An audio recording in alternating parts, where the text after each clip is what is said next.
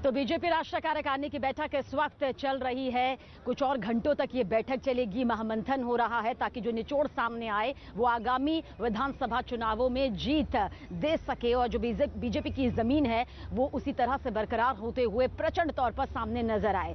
साथ ही टीकाकरण अभियान का जिक्र करें क्योंकि 100 करोड़ का जो आंकड़ा छुआ हुआ है उसे लेकर प्रधानमंत्री नरेंद्र मोदी के लिए धन्यवाद प्रस्ताव भी यहां पर पारित किया जाएगा। एक राजनीतिक प्रस्ताव, एक आर्थिक प्रस्ताव और इसके अलावा विदेश नीति के मसलों को लेकर एक प्रस्ताव भी यहां पर पारित किया जाएगा। आगामी विधानसभा चुनावों का जिक्र भी बार बार इसलिए किया जा रहा है क्योंकि साल की शुरुआत जैसे ही होगी तो 5 अहम राज्यों पर यहां पर चुनाव होने वाले हैं। और मेरे पीछे की तस्वीर इस वक्त अगर आप देखेंगे और साथ साथ में हम वो तमाम तस्वीरें भी पहुंचा रहे हैं आप तक जो आज बीजेपी राष्ट्रीय कार्यकारिणी से जुड़ी यहां पर रही हैं। भगवा रंग में ये पूरा कन्वेंशन सेंटर जो है वो यहां पर जुटा हुआ है। साथ ही राष्ट्र प्रथम, सदैव प्रथम, जन सामर्थ्य से देश रच रहा इतिहास, इस पूरी टैगलाइन के साथ में यहां पर सबका साथ, सबका विकास, सबका विश्वास और सबका प्रयास, इसे यहां पर प्रमुखता के साथ दिखाते हुए ये पूरी कार्यकारिणी की बैठक इस वक्त चल रही है, जिसमें मौजूद हैं दिग्गज केंद्रीय मंत्री। सीएम योगी आदित्यनाथ पहुंचे हुए हैं। उनका जिक्र इसलिए खास हो जाता है क्योंकि बाकी जो बीजेपी प्रदेश शासित मुख्यमंत्री हैं वो वर्चुअल तौर पर यहां पर जुड़े हुए हैं, लेकिन सीएम योगी आदित्यनाथ यहां पर पहुंचे और इसमें शामिल हुए। राज्य की तरफ से फीडबैक यहां पर दिया जाएगा। साथ ही साथ इस कोरोना काल में किस तरह से मोदी सरकार ने अपनी अहम भूमिका निभाई है, किस तरह से ये पूरी चुनौतियों से पार पाते हुए हिंदुस्तान को एक बड़ी राहत, चाहे वैक्सीनेशन के तौर पर हो, फ्री वैक्सीन के तौर पर हो, घर घर राशन पहुंचाने की मुहिम हो, तमाम स्वास्थ्य सुविधाओं को लेकर चरमराती व्यवस्था को फिर से ढर्रे पर लाना हो, उन पर भी इसमें एक नजर डाली जाएगी और विस्तार से जो है वो तस्वीर सामने आएगी। अमित पांडे हमारे सहयोगी लगातार हमारे साथ बने हुए हैं। अमित, बैठक इस वक्त चल रही है और लगातार अभी और कितनी देर ये बैठक चलेगी, साथ ही क्या निचोड़ आपको लगता है जिन तमाम मुद्दों का जिक्र हम सुबह से कर रहे हैं उसमें से निकल कर आएगा? देखिए, करीब 3:30 बजे के आसपास अभी तक के कार्यक्रम के मुताबिक पीएम मोदी के संबोधन का जो कार्यक्रम है वो है और करीब आधे घंटे से 40 मिनट का ये संबोधन होगा कार्यकर्ताओं और पदाधिकारियों को पीएम संबोधित करेंगे। लेकिन उससे पहले जरा पीछे मैं आपको ये तस्वीर दिखाना चाहता हूं सबीना।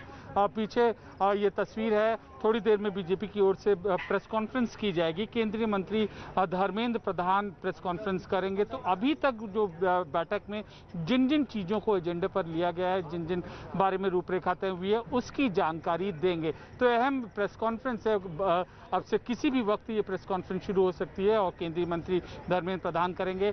और इसके अलावा अगर हम पूरी की पूरी बैठक की बात करें तो इतना ये तय है कि कार्यकर्ताओं, पदाधिकारियों को ये रूपरेखा, एक रोडमैप दी जाएगी कि आप तैयार रहिए चुनाव के लिए 5 राज्यों के, क्योंकि अगले साल की शुरुआत में होंगे और 2 राज्यों के चुनाव जो अगले साल के आखिर में होंगे। तो एक कार्यकर्ताओं को तैयार रहने के लिए, नीतियां आम जनता तक पहुंचाने के लिए, इन सारी चीजों पर चर्चा होगी।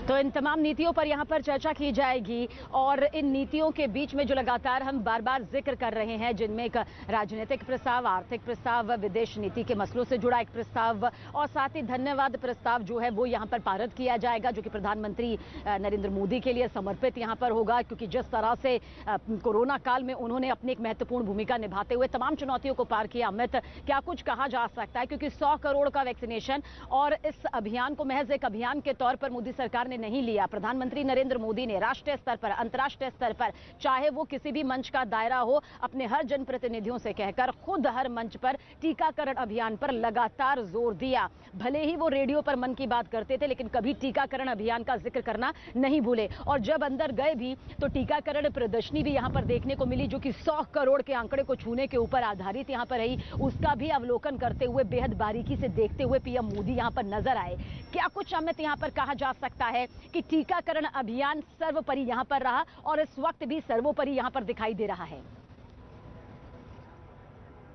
देखिए, न केवल टीकाकरण अभियान सबीना, बल्कि सरकार की नीतियां, कार्यकर्ता जिस तरीके से कार्यकर्ताओं ने कोविड काल के दौरान अपना ये काम किया और जिस तरीके से कार्यकर्ताओं ने काम किया, इसके अलावा अन्य हलचल मैं आपको पीछे दिखाना चाह रहा हूं कि अब से किसी भी वक्त केंद्रीय मंत्री धर्मेंद्र प्रधान आ सकते हैं। तमाम उनके प्रेस कॉन्फ्रेंस की जो तैयारी है वो की जा रही है और ये जो आप वो रास्ता देख सकते हैं, यहीं से केंद्रीय मंत्री कृषि धर्मेंद्र प्रधान है वो आएंगे, प्रेस कॉन्फ्रेंस करेंगे और इस बैठक के बारे में जानकारी देंगे अभी तक क्या क्या हुआ है। लेकिन जैसा कि हम सुबह से चर्चा करते आ रहे हैं कि किस तरीके से टीकाकरण अभियान चला, कार्यकर्ता कोविड काल के दौरान लोगों तक पहुंचे, सरकारी नीतियों तक कैसे जनता तक पहुंचाया गया, और सबसे बड़ी चीज कि जिन लोगों की दुखद मृत्यु कोविड में हुई है उनको उनके लिए शोक प्रस्ताव भी पारित किया गया।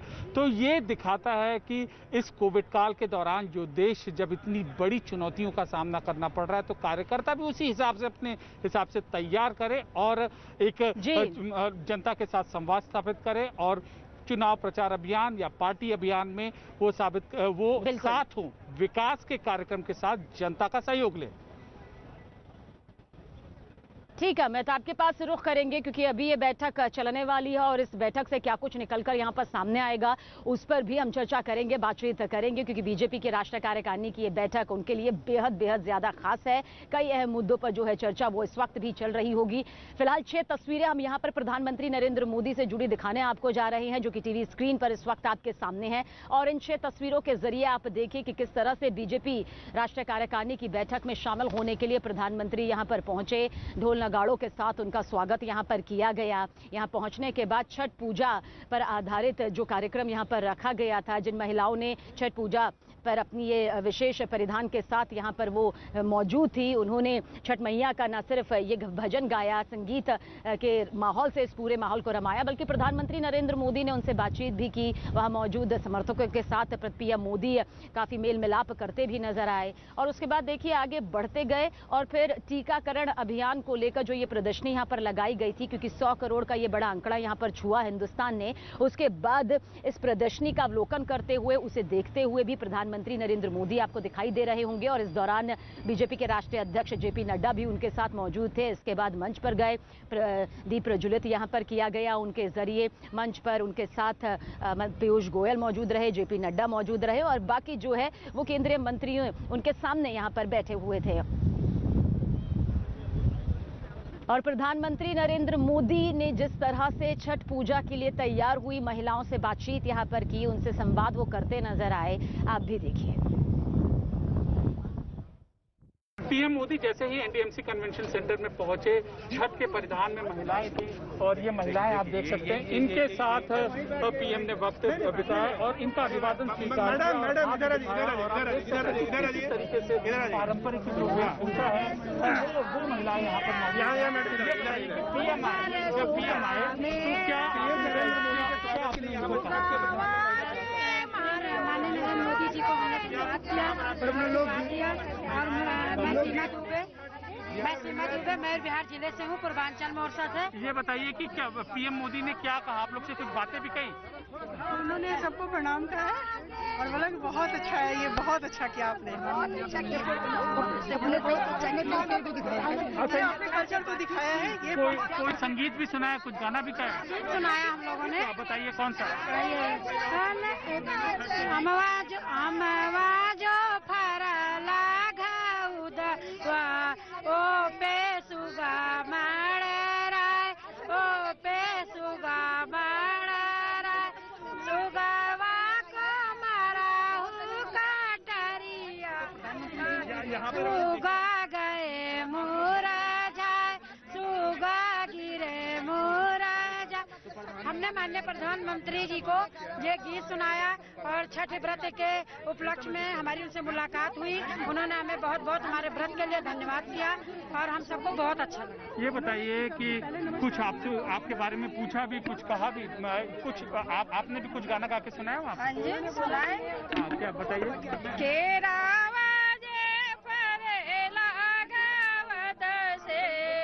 कोई पर सुगा मेरा, कोई पर सुगा मेरा, सुगावा के मरवो दे दुखा से, सुगा गिरे मुरझा, सुगा गिरे मुरझा। और हमारे सहयोगी अमित पांडे हमारे साथ बने हुए हैं। अमित, क्या कुछ इसमें कहा जा सकता है? छठ पूजा के लिए तैयार हुई महिलाएं यहां पर पहुंची और जिस तरह से प्रधानमंत्री नरेंद्र मोदी यहां पर आए और सीधा प्रदर्शनी के लिए या फिर बीजेपी राष्ट्रीय कार्यकारिणी की बैठक के लिए नहीं गए, बल्कि इन महिलाओं के साथ एक संवाद किया, इनसे बातचीत की और खुशी भी जाहिर ये महिलाएं कर रही थी कि इनसे बातचीत के दौरान कितना खुश ये नजर आ रही थी कि पीएम मोदी ने हमें छठ पूजा की बधाई दी और व्रत को लेकर ढेर सारी शुभकामनाएं दी। और यही पीएम मोदी की खासियत भी है।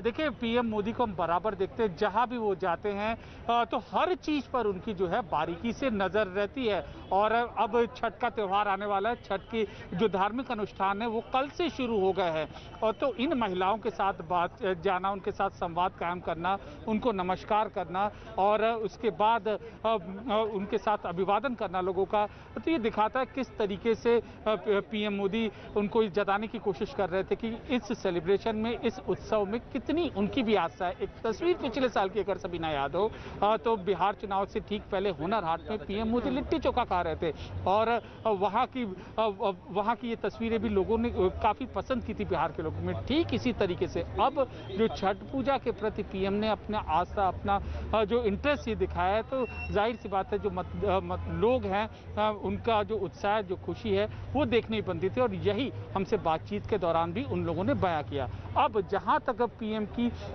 पूरी इस बैठक में भाग लेने का सवाल है, तो 3 से 4 घंटे बतौर श्रोता प्रधानमंत्री इस बैठक में हम मौजूद रहेंगे। इसका मतलब कि देश भर के जितने भी पदाधिकारी जो भी हैं वो वक्तव्य देंगे, तो पीएम मोदी उनको सुनेंगे और सुनने के बाद फिर अंततः वो अपनी बात कहेंगे। तो क्या जो दिक्कतें आई हैं, किस तरीके से कोविड काल के दौरान जो कार्यकर्ता हैं वह नीतियों को लेकर आगे बढ़े थे, कहाँ क्या दिक्कत आ रही है, सारी चीज़ों को सुनेंगे। और ये 3 से 4 घंटे का वक्त कोई मामूली वक्त नहीं है, जब खुद प्रधानमंत्री शीर्ष नेताओं की मौजूदगी में आकर सारे पदाधिकारियों की बात सुन रहा है। मतलब ये है कि जो पदाधिकारी देश के दूर दराज के इलाके में बैठ के सारी बातें सुन रहा है, वही प्रधानमंत्री भी यहाँ आकर ठीक उनके बीच में बातें सुन रहा है। तो बारीकी से समझने की चीज़ें, एक और जनता के मुद्दे, जनता का कल्चर, और दूसरी ओर पार्टी की चीज़ों को सुनने की चीज़ें,